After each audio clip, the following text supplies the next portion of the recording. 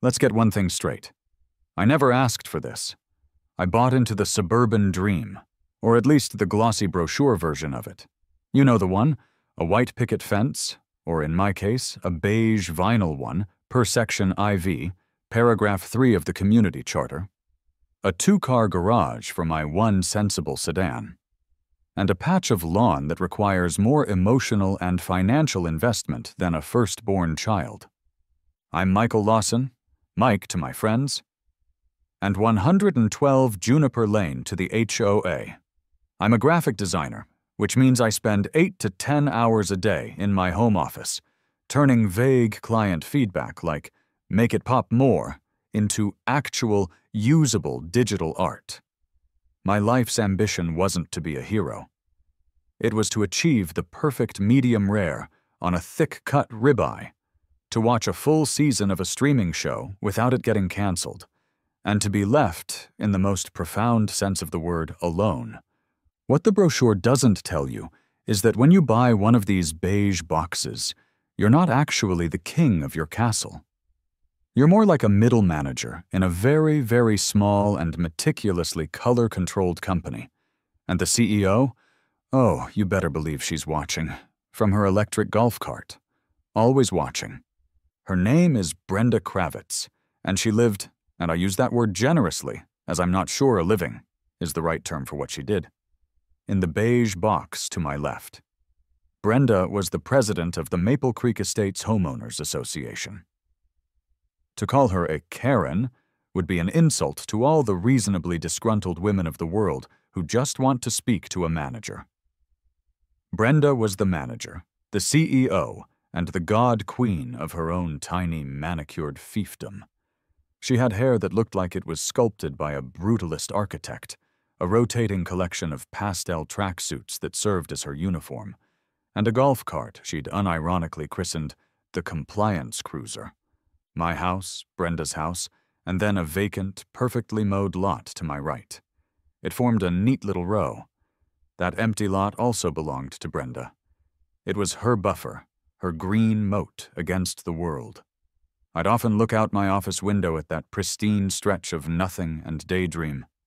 Sometimes I imagined it as a dog park, filled with happy, barking mutts. Other times, it was a wildflower meadow, a chaotic splash of color in our world of approved earth tones. Mostly, I just pictured it as a beautiful, rule-free void, an oasis of non-compliance. It was a Saturday in early June, the kind of day that makes you forget about the soul-crushing mortgage for a few hours. The sun was out, the air smelled of freshly cut grass. Mine, cut to a regulation 3.75 inches, thank you very much. And the grill was hitting a perfect 450 degrees. I had 2 thick burgers sizzling, a cold beer sweating in my hand, and a profound sense of, well, if not happiness, then a distinct lack of dread. That's when I saw it. The Compliance Cruiser, making its slow, predatory crawl down the street. It moved with the silent, menacing grace of a shark patrolling a reef. I saw it pause at the end of the block, and for a moment, I held my breath. Then it turned into my neighbor's driveway 3 houses down. I exhaled. The dragon was hunting elsewhere today. My burgers and I were safe. I should have known that peace, like my perfectly grilled burgers, was not meant to last. The suburban dream was about to become a waking nightmare, and it was all going to start with a single cream-colored envelope. The letter arrived on a Tuesday. I was deep in the zone, trying to decipher a client's request for a logo that was both minimalist and opulent, when I heard the metallic clang of the mail slot. Usually it's just a comforting sound, a herald of junk mail and bills I've already set to autopay. But this one felt different, heavier, more official. I padded out to the front door and found it lying on the welcome mat, a crisp, cream-colored envelope, thick as cardstock. In the top left corner, embossed in gaudy gold foil, was the crest of the Maple Creek Estates HOA, a maple leaf strangling a simplified drawing of a house. It looked less like a symbol of community and more like a warning label. I took it back to my office and slit it open with a sense of foreboding usually reserved for jury duty summons. The letter inside was printed on the same thick paper, in a font that was trying way too hard to be friendly. Something like a deranged version of Comic Sans that had gone to business school. It began, "Dear valued resident, red flag number 1. No one who actually values you calls you valued resident."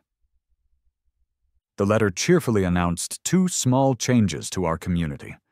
First, a special assessment fee of $500 due in 30 days.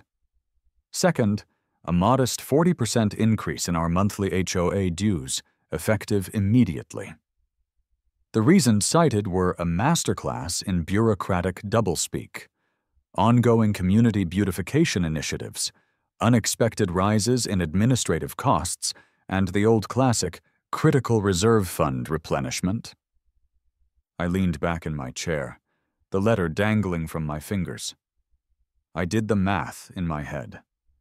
My dues were going from $320 a month to $448, plus the special assessment. That was nearly $2,000 extra over the next year. For what? Beautification was Brenda speak for the new, professionally landscaped sign at the neighborhood entrance, the one that replaced the old perfectly fine sign. Administrative costs probably meant a new printer for her to print more violation notices. My internal monologue, usually a calm stream of sarcastic commentary, was now a raging torrent of disbelief. $448 a month? To live in the house I am already paying a mortgage on? For that price, I'd expect a nightly turn-down service and a mint on my pillow, not a passive-aggressive letter about community harmony. The only thing this is harmonizing with is the sound of my wallet weeping into a chasm of financial despair. This couldn't be right. It was extortion, gift-wrapped in a gold-embossed envelope. My first instinct, the one honed by years of conflict avoidance, was to just sigh, complain to myself, and pay it. It's the path of least resistance, but 40%. That wasn't a gentle nudge, that was a shove off a financial cliff. No.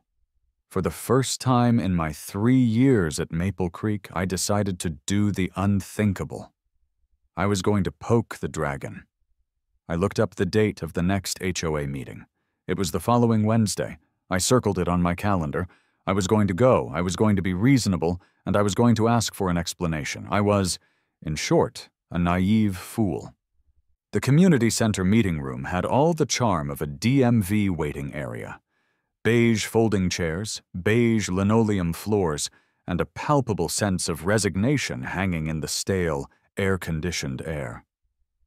There were maybe 15 of us scattered around the room, a sad collection of homeowners who had clearly drawn the short straw in their households that night. At the front, behind a folding table, sat the holy trinity of the HOA board. Brenda, naturally, was in the center, beaming a smile so bright and artificial it could have powered the flickering fluorescent lights above us.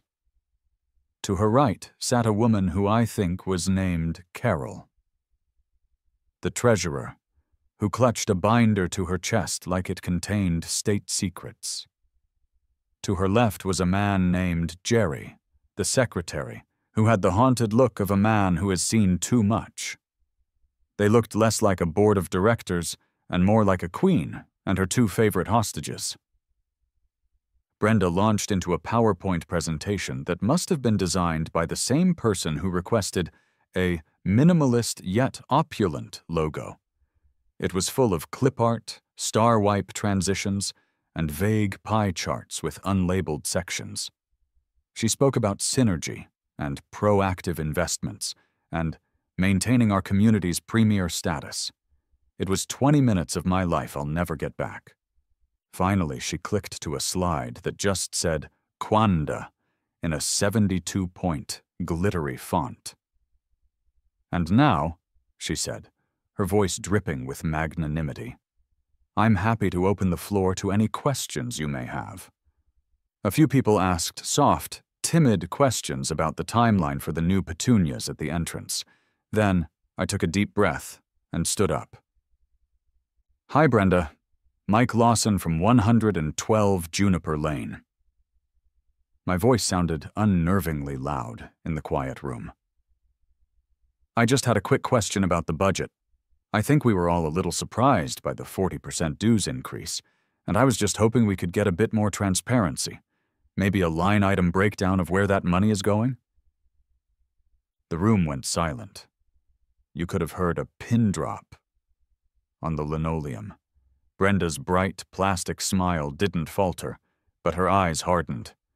It was like watching a shark's nictitating membrane slide into place. Michael, she said, her tone syrupy sweet. Thank you for your input. The way she said the word made it sound like I had just tracked mud all over her white carpet. As I'm sure you can appreciate, the board handles some very complex financial matters. We provide summaries for the sake of simplicity. We wouldn't want to bore everyone with the tedious details. I could feel the other homeowners shrinking in their seats, trying to become invisible. But I'd come this far. I don't mind being bored by details that cost me nearly $2,000 a year, I said, keeping my voice as level as I could. The smile vanished. It didn't fade. It was just gone, replaced by a flat, hard line. The decision has been made for the good of the community, she said, her voice now cold and sharp. The budget was approved by the board. If you have a specific formal complaint, you can submit it in writing to the Architectural Review Committee, and they will review it at their convenience. She didn't say the last part out loud, but her eyes screamed it. Your complaint is going directly into the shredder, you insignificant little man. I sat down, my face burning. I had tried to be reasonable. I had tried to play the game, and I had been publicly dismissed like a child asking for a second cookie. I looked around the room. Not a single person would meet my eye. They were all staring intently at their shoes, at the beige walls, anywhere but at me. They were scared. And in that moment, I realized two things. First, diplomacy was dead. Second, I was completely on my own. The war hadn't just been declared. The first battle had been fought, and I had been soundly defeated. A week later, I found the proof taped to my front door. It was a crisp, official-looking notice from the HOA, a $50 fine. The infraction? Improper grass height. According to the notice, a certified measurement, I pictured Brenda with a laser level and a lab coat, had determined a patch of grass near my driveway was 4.25 inches tall, a flagrant and frankly degenerate violation of the 4-inch maximum height rule stipulated in the bylaws. This was it, the first salvo. This wasn't about the grass. This was about the meeting. This was retaliation, pure and simple. I imagined her, army crawling through my lawn under the cover of darkness, a military-grade ruler in her teeth, searching for a single blade of grass that dared to defy her. My first instinct was to fight it. My second, more practical instinct was to realize I had no proof. It was my word against the HOA's certified measurement. With a sigh that carried the weight of my defeated spirit, I went online and paid the $50 fine. It was, without a doubt, the most expensive quarter-inch of grass in the history of modern landscaping. But that night, something shifted. As I sat in my office, the sting of defeat mixing with the 2 fingers of bourbon in my glass, a new feeling began to bubble up past the frustration. It was a dangerous, unfamiliar feeling. I went to the Maple Creek HOA's horribly designed website and found the link I was looking for. Covenants, Conditions, and Restrictions. I clicked download. A 217-page PDF document, dense with legalese and bureaucratic nonsense, filled my screen. She drew first blood over a blade of grass. Fine. I had paid the fine, but as I scrolled through page after page of rules for mailbox colors, rules for garbage can placement, rules for the very soul of my suburban existence, that new feeling started to take shape. It felt a lot like inspiration. Brenda wanted to play by the book? Fine. I was about to become a goddamn librarian. My home office, once a sanctuary of creative work and quiet procrastination, transformed into a war room. The whiteboard I normally used for brainstorming logo designs was now covered in a chaotic web of sticky notes, connecting sections of the HOA bylaws with furiously scribbled annotations. I had a printed, spiral-bound copy of the 217-page charter that was now bristling with highlighter marks in yellow, pink, and an angry shade of red. For a solid week, I did nothing but read, cross-reference, and absorb the arcane text that governed our lives. My client work suffered, but my soul was invigorated. It was a treasure trove, a dense, boring, terribly formatted treasure trove of hypocrisy. The bylaws were Brenda's holy scripture, and it turned out she was a prolific sinner. My first major breakthrough came on page 87, section 9, Architectural Control. It stated, in no uncertain terms, that any and all exterior modifications, alterations, or additions, including but not limited to structures, fences, and significant landscaping elements, require the prior written approval of the Architectural Review Committee, ARC, significant landscaping elements. My eyes lit up. I immediately thought of Brenda's front yard, a botanical masterpiece of which she was insufferably proud. Specifically, her prize-winning heritage rose bushes that flanked her walkway, the ones that won the Community Garden of the Month award 6 times a year, an award I was fairly certain she bestowed upon herself. I dove into the HOA website's archive of meeting minutes, a collection of poorly scanned PDFs dating back 5 years. I searched for Kravitz, 110 Juniper Lane, Rosebush, and landscaping. Nothing. Not a single application. Not a single approval. Her prized roses, the very symbol of her aesthetic dominance over the neighborhood, were a flagrant violation. I felt a giddy, triumphant rush. This was ammunition. My second key discovery was less glamorous, but potentially more important. Tucked away in the appendices was a section on delinquency, fines, and liens. It was written in the densest legalese imaginable, clearly copied and pasted from some ancient legal template. It detailed the exact, excruciatingly specific process for placing a lien on a homeowner's property for unpaid dues. It listed the required forms, the specific language that must be used, and the necessity of correctly identifying the property by its official county parcel ID number. It was dry, boring, and I read it 3 times, committing the details to memory. It felt important, like Chekhov's boring legal clause. Armed with this newfound knowledge, I was ready to move from defense to offense. But I wasn't going to be aggressive. I was going to be compliant, maliciously, beautifully, gloriously compliant. My first move was what I came to call the gnome offensive. I drafted a formal application to the ARC. My request? To install one garden gnome on my front lawn. But this wasn't just any request. It was a masterpiece of bureaucratic mimicry. I included a site plan with precise GPS coordinates for the gnome's placement. I attached a spec sheet for the gnome itself. Model G45 Happy Wanderer series, constructed of high-density, weather-resistant poly resin. I even wrote a 2-paragraph statement of artistic intent, describing the gnome as a whimsical yet tasteful addition meant to foster a sense of playful community spirit. I submitted the application, complete with a notarized signature, via certified mail. The result was predictable chaos. Brenda, legally obligated to respond, was forced to call a special meeting of the ARC, which consisted of herself and the two hostage-like board members, to officially review my GNOME application. A week later, I received a denial letter. The reason cited was a vague, catch-all phrase from the bylaws. The proposed element is not in keeping with the aesthetic harmony of the community. Bingo. That was exactly what I wanted. I immediately drafted my appeal.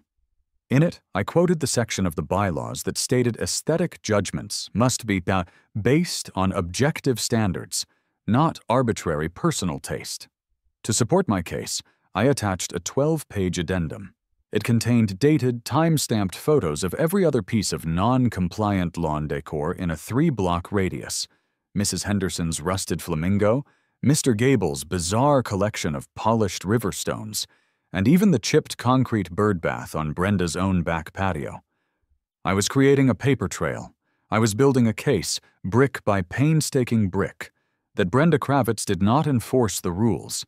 She wielded them. This, of course, unleashed her fury. The violation notices began arriving with alarming frequency.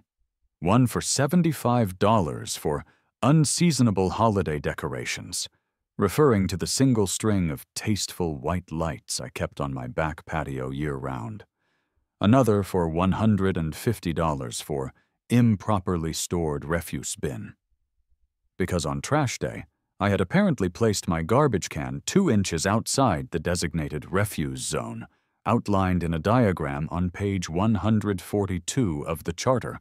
The pressure was mounting, and I could feel the eyes of the neighborhood on me. I was the guy poking the dragon, and they were all hiding in their caves, hoping not to get caught in the fire. The climax of Brenda's harassment campaign came on a Sunday afternoon. I was in my driveway, pressure washing years of grime off the concrete. It was deeply satisfying work, carving clean, bright lines into the dull gray surface. I had my noise-canceling headphones on, blasting classic rock, lost in my own world. I was so focused that I didn't notice the police car until it was parked at the end of my driveway, its blue and red lights flashing silently. I killed the pressure washer's engine. 2 officers got out, a man and a woman, both looking profoundly weary. They walked up my driveway with the slow, deliberate pace of people who did not want to be there. The male officer, whose name tag read Miller, spoke first. "Afternoon, sir. We got a call about a disturbance?" he asked, the last word lifting in a question, as if he himself couldn't believe it. I looked around. The street was empty. The only sound was a bird chirping. "A disturbance? Officer, the only thing being disturbed here is about 5 years of dirt and mildew from this concrete." The female officer, Sanchez, let out a long, slow sigh. She glanced pointedly towards Brenda's house, where I could see the vertical blinds in the front window twitching. "The caller reported aggressive and erratic pressure washing," she said, her voice deadpan. I stared at her, then at my half-clean driveway, then back at her. The words refused to compute. "Aggressive and erratic?" I finally managed, gesturing with the pressure washer wand. "Look at those lines. That's precision. That's a work of art. Is there a local ordinance against cleaning your own property with excessive zeal?" A smile tugged at the corner of Officer Miller's mouth. He was trying, and failing, to hide it. "No, sir, there is not. The caller also mentioned you were deliberately spraying towards her petunias." "My driveway slopes away from her house," I said flatly. "It's called gravity. It's not just a good idea, it's the law." Officer Sanchez finally cracked a small smile. "Look, sir, we can see what's going on here. Just try to keep the noise down, I guess. Have a good day." They turned and walked back to their car. As he got in, Officer Miller looked back at me and gave me a small, almost imperceptible nod. It was a tiny gesture, but it felt like a massive victory. It was a moment of silent, official solidarity. It confirmed what I already knew. I wasn't the crazy one. The authorities knew who the real problem was, and that knowledge emboldened me more than anything else had. The final straw came a week later. The Nome appeal was still in bureaucratic limbo, but my mailbox contained a thick envelope from the HOA's legal counsel, a firm I later learned was her brother-in-law's. It was a consolidated bill for all my outstanding, absurd fines, plus late fees and new legal processing charges. The grand total was a staggering $750. I knew this was a shakedown. I refused to pay. I sent a formal, certified letter back to the board, officially invoking my right to arbitration as detailed on page 198 of the bylaws. Her response was swift and brutal. Another certified letter arrived. This one was a notice of intent to file a lien on my property. For the unpaid fines, plus additional legal fees, the total was now $1,578.50. The fun and games were over. This wasn't about gnomes and grass anymore. A lien could affect my mortgage, my credit, my ability to sell my house. This was a threat to my single biggest investment. My pretend war had suddenly become very, very real. I needed a lawyer. I found Dave Peralta through a desperate online search for HOA dispute lawyers. His website was basic, but the testimonials were glowing. His office was on the second floor of a slightly grimy building above a 24-hour laundromat, and the air smelled faintly of fabric softener and ambition. Dave was in his late 20s, with a whirlwind of chaotic energy, a slightly untucked shirt, and eyes that lit up with a feral intelligence when I started my story. His office was a disaster zone of stacked legal books and precariously balanced case files. It looked like a paper-based explosion had just occurred. I sat down and laid everything out on his one clear patch of desk space. The letters, the budget, the 217-page bylaws, now bristling with my notes, the photos of the unapproved lawn ornaments, the meticulously documented gnome application. I told him everything, from the 40% dues increase to the aggressive and erratic pressure washing incident. With every new detail, Dave got more and more excited. He wasn't just listening, he was vibrating. He started pacing the small office, a huge predatory grin spreading across his face. "This is beautiful," he said, running a hand through his messy hair. "This is a symphony of petty, a masterpiece of malicious compliance. Mike, your documentation is incredible." "Thanks, I guess," I said. "But she's putting a lien on my house. Can we fight it?" Dave stopped pacing and leaned over the desk, his eyes gleaming. "Fight it, Mike? We're not just going to fight it. We are going to humiliate it. We are going to countersue for harassment, selective enforcement, and breach of fiduciary duty. People like Brenda Kravitz, these little tyrants in their little kingdoms, they always make a mistake. They get arrogant, they get sloppy. And based on what you've shown me, she's the sloppiest of them all. We just have to find it." I felt a surge of adrenaline, of hope. For the first time, I wasn't alone in this fight. I had an ally. A slightly chaotic, possibly over-caffeinated ally, but an ally nonetheless. "You're hired," I said. A few weeks crawled by. Dave filed the countersuit. The HOA's lawyers responded with dismissive legal boilerplate. And then, one rainy Tuesday afternoon, my phone rang. It was Dave. He was talking so fast I could barely understand him. "Mike, get down to my office, now. Drop everything. You are not going to believe this. Christmas has come early." I drove, my heart pounding with a mixture of fear and excitement. I found Dave in his office, standing over his desk like a general surveying a battlefield map. Spread out before him was the official lien document, fresh from the county clerk's office, and next to it a large, detailed county property map. She did it. Dave said, his voice a reverent whisper. The arrogant, penny-pinching fool actually did it.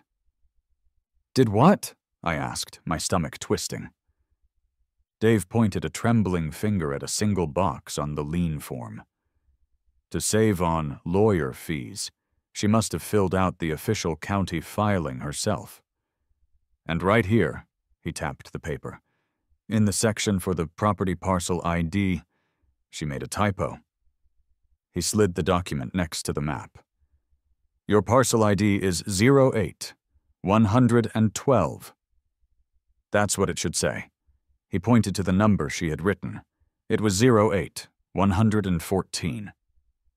Okay, I said, not yet understanding. So it's a typo. We can get it thrown out, right? Dave's grin was so wide, I thought his face might split in two. Oh, we could, but we're not going to. Mike, do you know what parcel ID 08-114 is? He traced his finger on the map. From my lot, #112, to the lot right next to it. The empty, pristine, vacant lot. Brenda's lot. I stared, my brain refusing to process what he was saying. She put a lien on her own property, Dave said, his voice filled with joyous disbelief. In her blind, arrogant rush to punish you, she legally filed a claim against her own asset, on your behalf, for money she claims you owe her. The sheer, beautiful, poetic stupidity of it washed over me. I felt my own grin start to form, a mirror of Dave's. Is that even possible? It is when you're that high on your own supply of petty power. Dave was practically bouncing now. And here's the best part. The nuclear option. We're not going to tell her. We're not going to file a motion to dismiss based on the error. We are going to let this go all the way to court. We are going to accept her terms. He paused for dramatic effect. We are going to let the judge foreclose on the lien that she, herself, filed against her own property. The trap wasn't just set. The dragon had walked in, loaded the bait with poison, and was now preparing to eat it herself. All we had to do was wait for the snap. The courtroom had the sterile, solemn atmosphere of all government buildings, but I felt surprisingly calm. It was a small claims court, which meant no jury, just a single black-robed judge who looked like he'd seen and heard every conceivable human folly, and was deeply unimpressed by all of it. His name was Judge Morris, and he had a magnificent gray mustache that seemed to contain the wisdom of the ages. Dave and I sat at the plaintiff's table, our files neat and our expressions neutral. Across the aisle, at the defendant's table, sat Brenda Kravitz. She had forgone her usual pastel tracksuit for a severe-looking navy blue blazer. She was representing the HOA herself, a decision reeking of arrogance and fiscal corner-cutting.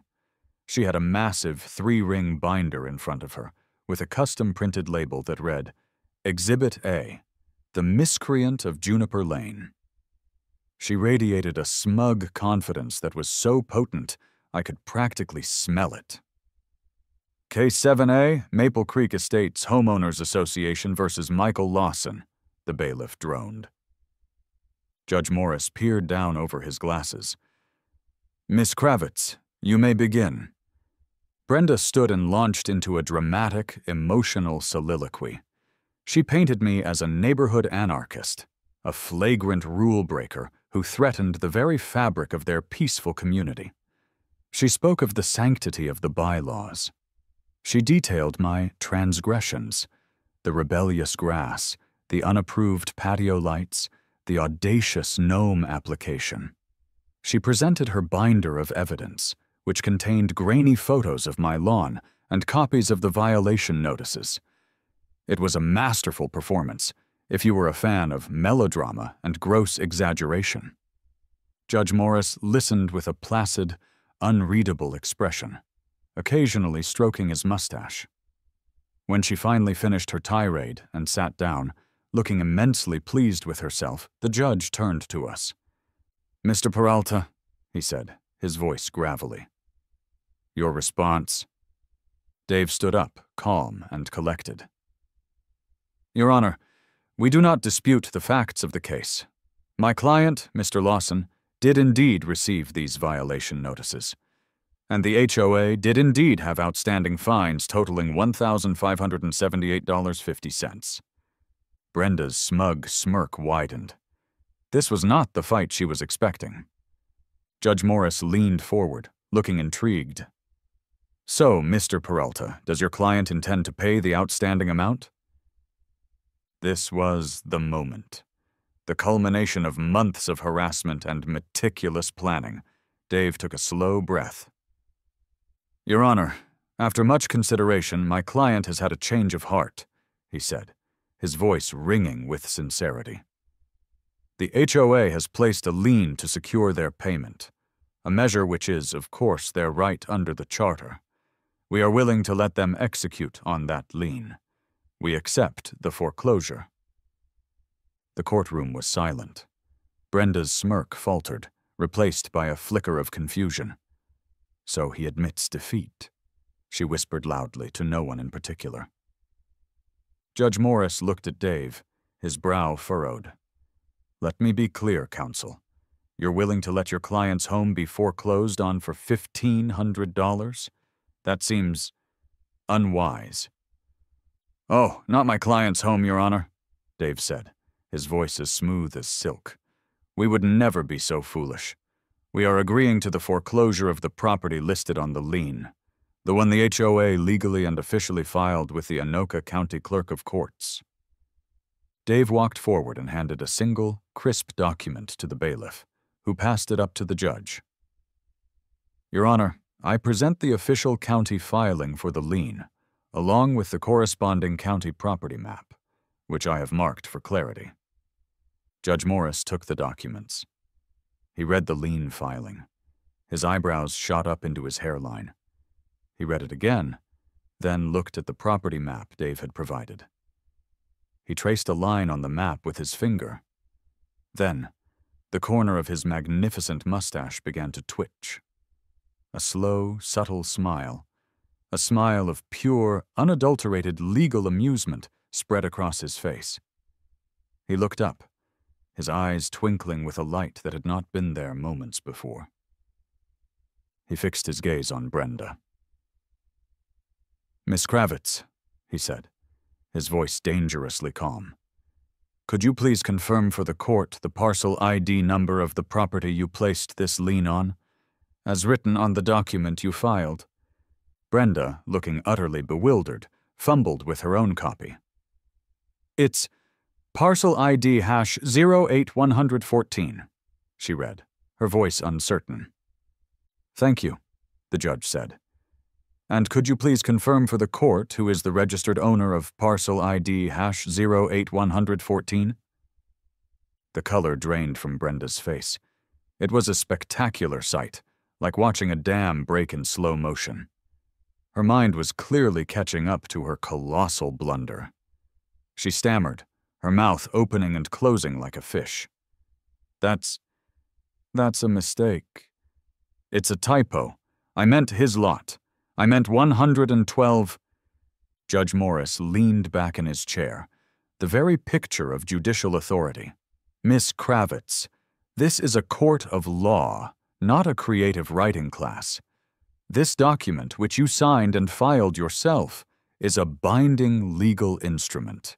You are demanding satisfaction of a debt via the foreclosure of a specific piece of property. This court is not in the habit of ignoring officially filed legal documents, nor of rewarding sloppiness. He looked from her panicked face to my and Dave's calm ones. The HOA's request to foreclose on parcel ID, hash 08114, to satisfy the debt of $1,578.50 is hereby granted. The deed for said lot will be transferred to the plaintiff, Mr. Lawson, upon his payment of the outstanding debt to the Homeowners Association. He looked at me. Mr. Lawson, do you have the funds? Without a word, I pulled a checkbook from my jacket pocket. I had filled it out that morning. I calmly wrote in the amount, signed my name with a flourish, and handed the check to Dave, who handed it to the stunned HOA treasurer sitting behind Brenda. The judge banged his gavel, the sound echoing through the small courtroom. Case closed. Brenda let out a sound that was halfway between a shriek and a sob. "This is my lot, my property. You can't do this. This is theft." "Madam," Judge Morris said, his voice dripping with ice, "you initiated this action. I have merely brought it to its logical legal conclusion. I suggest you hire competent legal counsel next time." He banged the gavel again. "Next case!" Dave and I packed our briefcases, trying and failing to suppress our triumphant grins. We walked out of the courtroom into the hallway, and the second the doors swung shut behind us, we burst into silent, convulsive laughter, slapping each other on the back. Brenda stormed out moments later, her face a terrifying mask of crimson fury. "You!" she shrieked, pointing a trembling finger at me. "You tricked me! I'll sue you! I'll sue the judge! I held up a hand, my expression one of perfect, serene calm. "Settle down, neighbor," I said, my voice dripping with false concern. "It's just business, you know?" I added, twisting the knife. "For the good of the community. And hey, the HOA just got paid its money in full, so you should be happy. It's a win-win." She was left sputtering and speechless in the hallway as Dave and I walked away, the proud new owners of a vacant lot and an unbeatable story. A week later, I stood on my new property. The for sale sign that had been there for years was gone. In its place was a new, temporary one I had made. It read, "Future home of," with the rest left tantalizingly blank. Across the pristine lawn, I could see the curtains in Brenda's kitchen window twitching frantically. The man standing next to me was Gus O'Malley, a semi-retired contractor Dave had recommended. Gus was a mountain of a man in his 60s, with a booming laugh, a formidable beer belly, and the kind of easy confidence that comes from a lifetime of building things. I explained the whole story to him, right there on the lot. As I spoke, his grin grew wider and wider. By the time I got to the part about the courtroom, he was slapping his knee and letting out great, booming laughs that echoed across the quiet street. "Oh, that's rich!" he roared, wiping a tear from his eye. "Hoisted by her own petard. I've been doing work in this neighborhood for 20 years, son. I've heard stories about that woman, but this takes the cake." "So, Gus," I said, getting to the point, "I own this now, and I want to build something. Something that is perfectly legal, 100% compliant with every single HOA bylaw, but will also serve as a permanent monument to this whole experience." Gus's eyes twinkled with mischief. "A monument, you say? A monument to pettiness and victory?" "The very same," I confirmed. He rubbed his big hands together. "Son, I have been waiting for a job like this my entire life." He looked around the lot, his mind already working. "We could put in a pickleball court. They're real popular, and real loud. The thwack, thwack, thwack would drive her nuts. All perfectly legal, of course, with the proper permits." He paused. "Or a dog run. For, you know, the community's dogs. Imagine the barking." He squinted, looking at Brenda's house. "But no, that's too obvious. You want something elegant, something that gets under her skin every time she looks at it. I've got it. A sculpture garden." "A sculpture garden?" I asked, intrigued. "Yeah," he said, his voice dropping to a conspiratorial whisper. "A real tasteful one, but the centerpiece, the main attraction, will be a tribute to where it all began." He looked me right in the eye. "A sculpture garden full of gnomes, hundreds of them." I laughed, a real, genuine, soul-cleansing laugh. "Gus," I said, clapping him on the shoulder, "I think you and I are going to get along just fine." Months have passed. The story has come full circle. I'm back on my patio, a perfect Saturday afternoon, a cold beer in my hand. The grill is sizzling. But the view is different now. The view is better. Next door, on my lot, the project is complete. I didn't build a pickleball court or a gnome army. Gus and I decided that subtlety was the ultimate power move. Instead, we created the Maple Creek Community Zen Garden. It's beautiful, honestly. There's a winding path of smooth river stones, a gorgeous Japanese maple tree that turns a brilliant crimson in the fall, a small, bubbling fountain that makes a soothing sound, and several tasteful stone benches.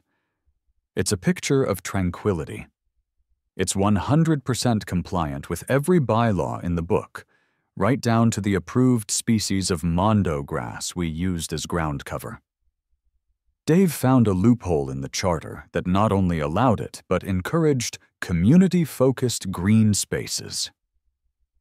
And right in the dead center of the garden, on a simple but elegant granite pedestal, visible from every angle, is the garden's single sculpture.